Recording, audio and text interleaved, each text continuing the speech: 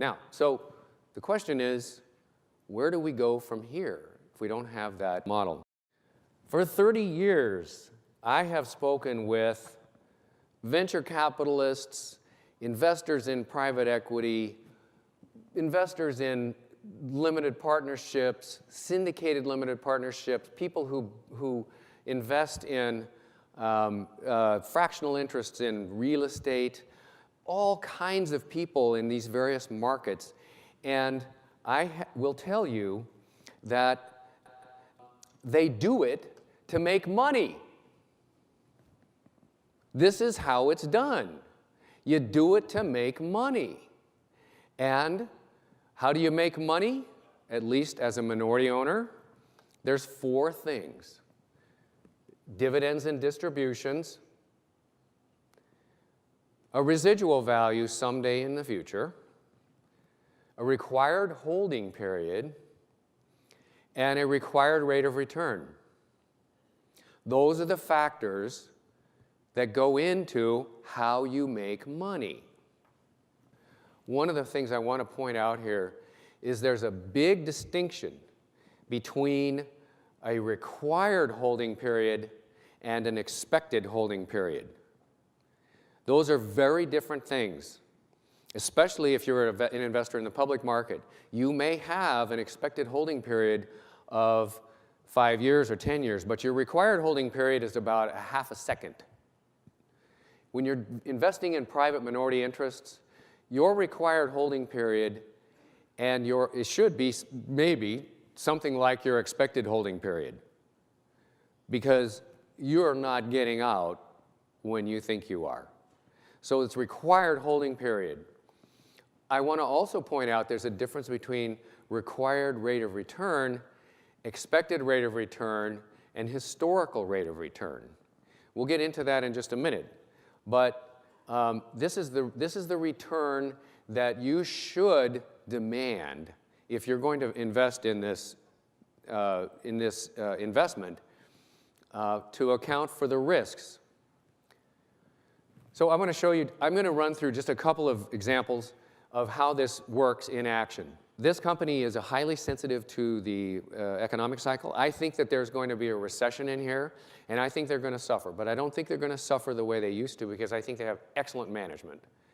And so this is what I based my valuation on, which came out with a 73% discount to the underlying value of the equity, and it's a going concern. We went through audit and settled on a 65% discount.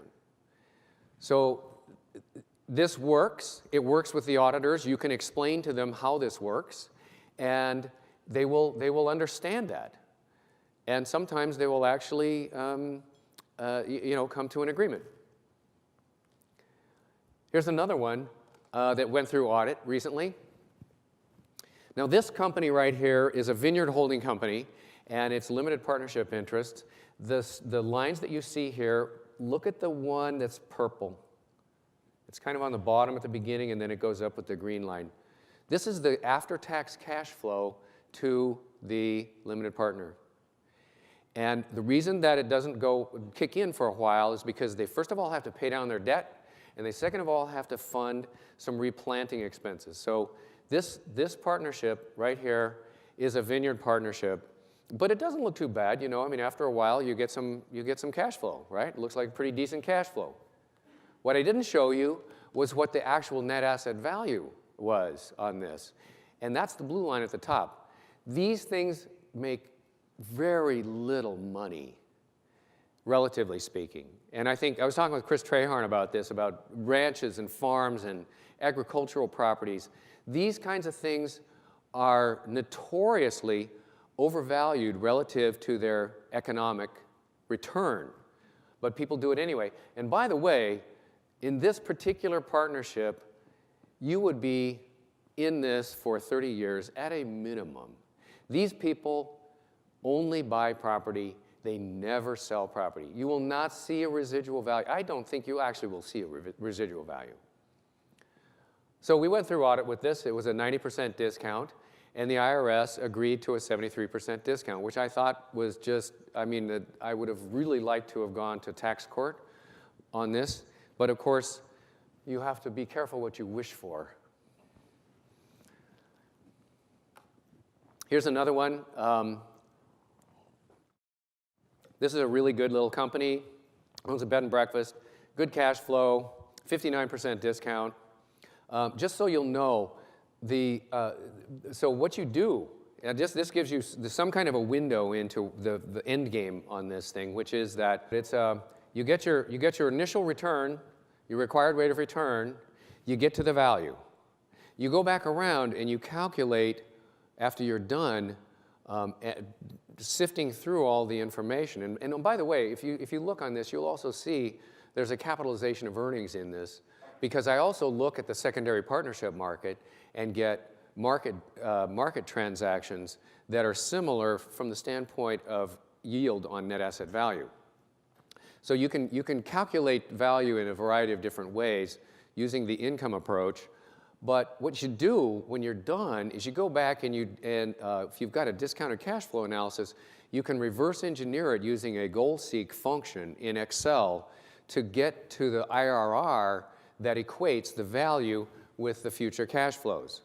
I do this on a pre-tax basis and an after-tax basis. And the reason I do it on an after-tax basis is that when you invest in something, you're investing after-tax dollars. What you want in the end is you want to end up with more dollars in your bank account after taxes than the dollars that you put into it at the beginning.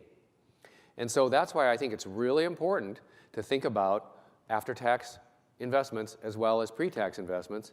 And so it's an iterative process. You kind of have to go back through it several times to figure out where the value balances. This is a 59% discount in a really good little company. And I think it would stand up in audit. Not to make you think that everything I do is it has a discount. In this particular case, it was a 95% premium to the net asset value. The client, in this case, wanted a low value. And I said, I'm sorry. This company right here spews out about $300,000 a year in distributions. And the problem is that it has a 3-year lease, and it will be out of business in 3 years. Well, so the company itself was not worth anything, because nobody would buy a company with a 3-year lease. But you would certainly be able to find a cash flow buyer who would buy $300,000 a year for 3 years, and it was pretty steady stuff. So in this case, the value was higher than the net asset value. Earlier today, we heard a discussion by the attorney who was talking about Delaware Chancery Court and the problems with discounted cash flow. Dr. Pratt and Mr. Grabowski were on the panel. And one of the main issues that you have is that discounted cash flow analysis is subject to so much judgment that you can basically get any value you want, including the value that your client wants. Well, the problem that I see with that objection, the courts want certainty. They want proof.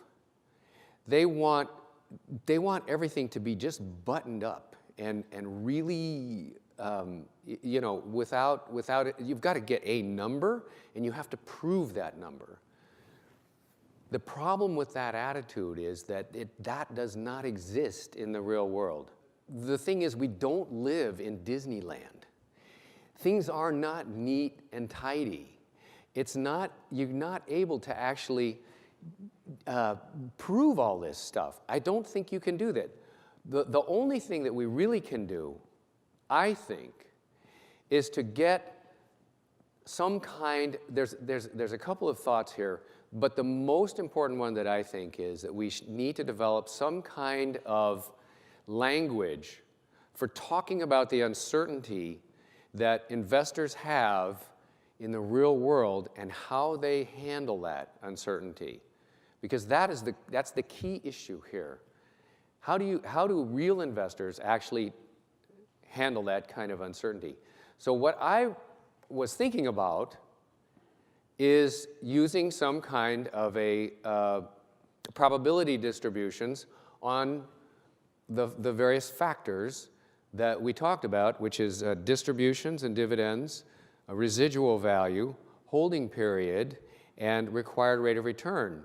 You could put a probability distribution onto the holding period, for example, and you could show this is a crystal ball screenshot from crystal ball that you could put some kind of a probability distribution on it that would be that would express the likelihood of a 10-year hold versus a 20-year hold versus a 30-year hold. And you could do the same thing for your required rate of return. You could do the same thing for your cash flows over time. And I thought, this would be really logical because it basically mirrors the thinking process of the investors. The investors think in terms of probabilities. And what's the probability that we'll lose all of our money? What's the probability that we'll make 10x? What are the factors on that probability? And so my thought was, this would be good. Now, I haven't done crystal ball, and I was going to go and buy crystal ball because this is the kind of output that you get when you run it 10,000 times. It tells you that value really is within a range. And based on the probability functions that you put onto the factors, and you'd let it run, it'll give you a probability function like this. Right now, what I do is I'll look at different scenarios and I'll put probabilities on them. I thought this would be a really slick way to be more quantitative about what actually goes on in the minds of investors.